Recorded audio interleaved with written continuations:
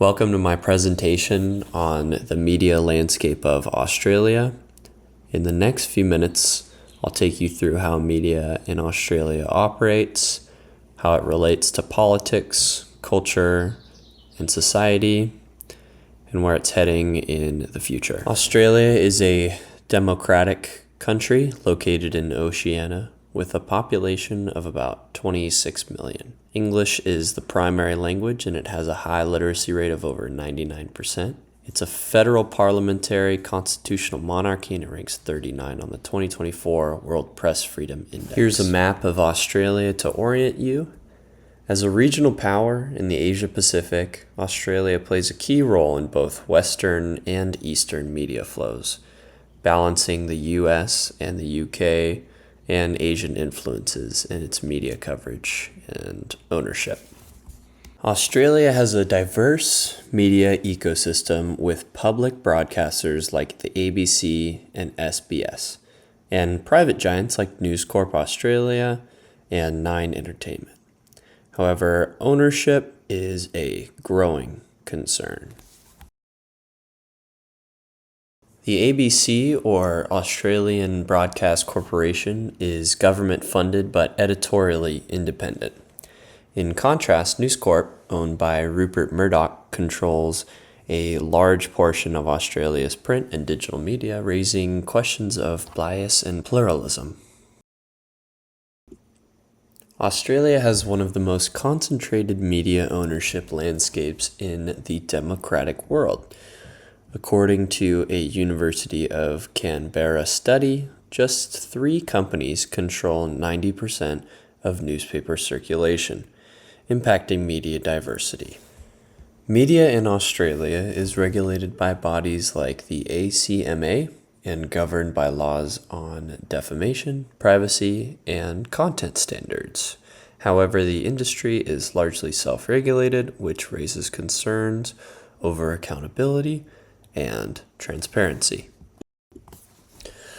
Australia also has a unique Indigenous media sector. Outlets like NITV give a voice to Aboriginal and Torres Strait Islander peoples, offering news, culture, and a representation often neglected in the mainstream media. Australian media plays a powerful role in shaping political discourse. News Corp's influence is often cited in political campaigns, and the Murdoch press has been accused of partisan coverage favoring more conservative parties. Media coverage of issues like immigration, climate change, and Indigenous rights often reflects polarized viewpoints. Critics argue mainstream outlets underrepresent minority perspectives or oversimplify complex social issues. Australians have relatively high trust in media compared to the US, but concerns about misinformation, especially online, are growing. The government has introduced digital misinformation codes in response.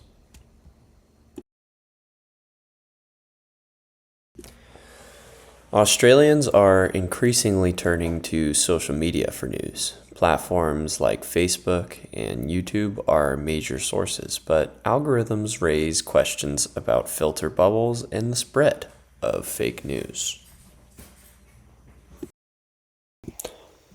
In 2021, Facebook temporarily banned news content in Australia in protest of a new law requiring platforms to pay publishers.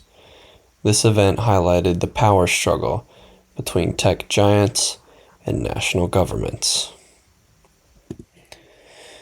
Compared to US media, Australia's system features stronger public broadcasting and slightly more regulation. However, both countries grapple with polarization, media monopolies, and digital disruption. Australia's media often mirrors narratives from the UK and the US due to ownership ties and language. However, its regional position also encourages some coverage of Asia-Pacific affairs that are underreported in Western media. While generally free, Australian media faces subtle forms of censorship. Whistleblower prosecutions and raids on journalists have raised alarms about press freedom in recent years. Issues of diversity still persist.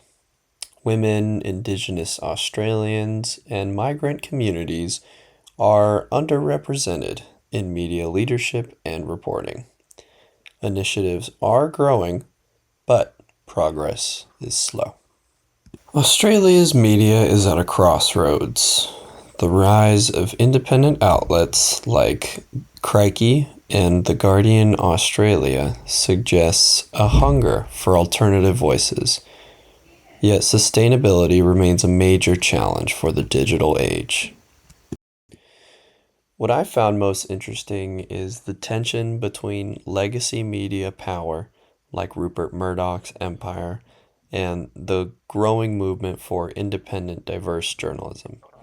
I think it reflects global shifts, but also uniquely Australian dynamics at the same time. And in summary, Australia's media is a very complex mix of old power and very new possibilities. It mirrors global trends, but with a unique cultural and political factor. And understanding it helps us think real critically about media's role in us, just our society today.